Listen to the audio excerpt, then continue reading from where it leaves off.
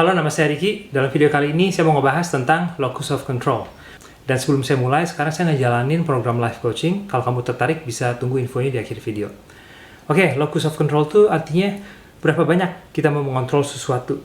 Oke, ini pertama banyak orang yang seperti saya dulu, yang fokusnya itu ada di dalam internal.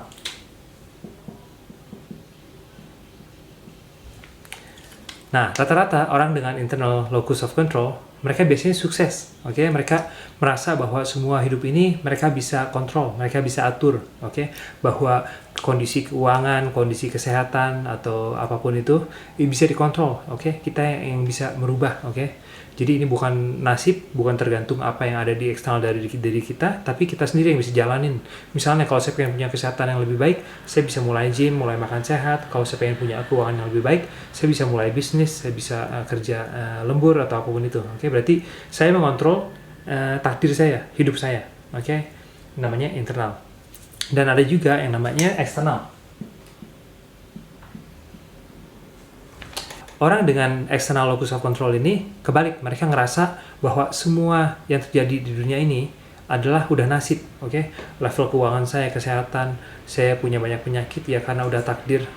Dulu saya turun-temurun udah genetik dari kakek nenek moyang serba kena penyakit jantung, oke? Dan keuangan saya emang begini karena saya gak punya uang ya karena saya nasibnya begini, oke? Dan ini gak bagus karena rata-rata orang dengan external locus of control mereka nyerah. Mereka nggak bisa ngedapetin apa yang mereka pengen karena mereka ngerasa ini bukan sesuatu yang bisa dia kontrol. Oke? Dan ini sebenarnya di antara kedua internal dan external locus of control ini sebenarnya dua-duanya nggak bagus kalau terlalu ekstrim. Oke? Ini rata-rata orang mereka ekstrim. Mau terlalu fokus di eksternal atau internal. Ada orang yang pengen mengontrol segala sesuatu. Contohnya seperti saya dulu, saya pengen mengontrol orang lain, istri saya pengen istri saya lebih sabar, saya pengen anak saya lebih sabar, saya pengen pemerintah seperti ini, saya pengen peraturan, saya pengen pokoknya ngerubah segala macam, oke? Dan ini sebenarnya nggak bagus kalau kita terlalu ekstrim dengan internal locus of control. Ini salah satu penyebab biasa kenapa banyak orang mereka dapat goal keuangan mereka, tapi hubungan dengan keluarga, kesehatan malah rusak. Oke, makanya nggak bagus kalau kita terlalu ekstrim. Dan kedua, eksternal juga seperti saya bilang nggak sehat juga karena mereka nyerah.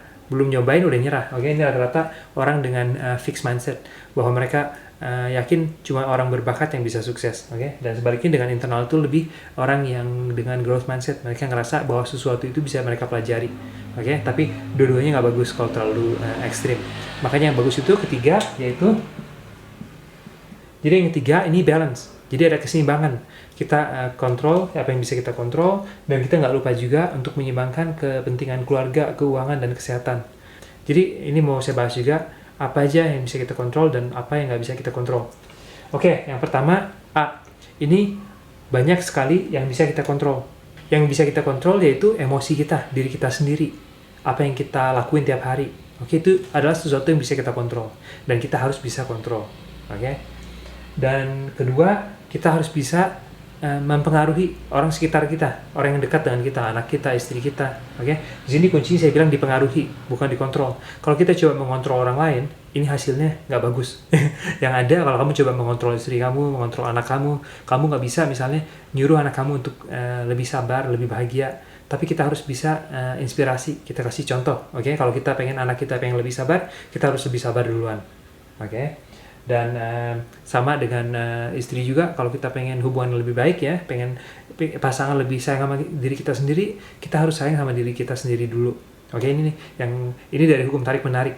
Kita harus bisa menjadi sesuatu atau memberikan sesuatu sebelum kita bisa mendapatkan sesuatu itu. Dan ketiga, ini paling penting, kita nggak mengontrol apa yang nggak bisa kita kontrol. Oke, ini paling banyak energi kebuang dipakai untuk mengontrol sesuatu yang nggak bisa kita kontrol. Contohnya, cuaca. Duh, kenapa sih hari ini mendung? Pengennya cerah supaya saya bisa pergi hiking. Terus banyak orang mau ngubah juga presiden. Kenapa sih presiden kita begini? Harusnya diganti. Nah, ini adalah bukan keputusan kita sendiri ya, ini keputusan banyak orang. Jadi, ketiga ini intinya, kita jangan mengontrol sesuatu yang nggak bisa kita kontrol. Semakin kita coba mengontrol sesuatu yang nggak bisa kita kontrol, semakin energi kita kebuang. Dan semakin energi kita kebuang, kita nggak bisa dapetin goal yang kita pengen. Mau itu goal keuangan, kesehatan, oke? Coba kamu lihat orang yang selalu komplain tiap hari, pengen merubah presiden, pengen ini, pengen itu. banyak yang orang komplain pengen ngontrol segala macam, akhirnya mereka malah stres, yang ada malah sakit. Oke, jadi ini penting banget. Yang pertama, kita kontrol apa yang bisa kita kontrol, yaitu emosi kita. Yang kedua, orang yang dekat dengan kita, jangan kita coba kontrol, oke, kita pengaruhi. Dan ketiga, apa yang nggak bisa kita kontrol, kita lepasin aja, karena nggak ada gunanya, itu buang-buang energi. Oke, jadi itu pelajaran dari locus of control. Ini pelajaran yang bikin hidup saya jauh lebih bahagia, dan saya juga bisa ngelakuin hal-hal yang lebih penting tiap harinya.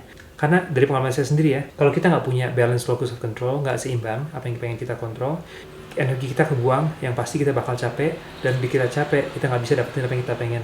Oke, di sini buat kamu yang ikutin juga hukum tarik-menarik, ini penting banget untuk kamu pengen manifestasi apapun yang kamu pengen, kita nggak bisa maksain untuk dapet sesuatu. Ini istilahnya sama, kita jangan berenang melawan arus, tapi kita berenang dengan arus, tapi kita tetap kerjain apapun itu untuk goal kita. Oke, segitu aja untuk kesempatan kali ini. Semoga videonya ngebantu. Dan seperti saya bilang, sekarang saya ngejalanin program life coaching. Kalau kamu tertarik, kamu bisa cek websitenya indofitnessfamily.com. Kamu bisa daftar konsultasi, dan kita bisa ngobrol dulu. Dan kalau cocok, kamu bisa daftar. Dan di program life coaching ini, saya bakal fokus untuk upgrade mindset dan identitas kamu.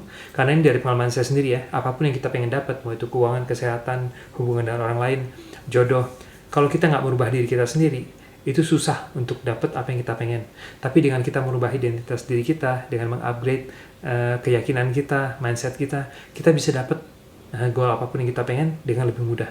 Oke deh, segitu aja untuk kesempatan kali ini. Makasih banyak udah mampir. Dan jangan lupa juga untuk like, subscribe, dan nyalain juga lonceng supaya nggak ketinggalan untuk tips dan video-video lainnya. Terima kasih.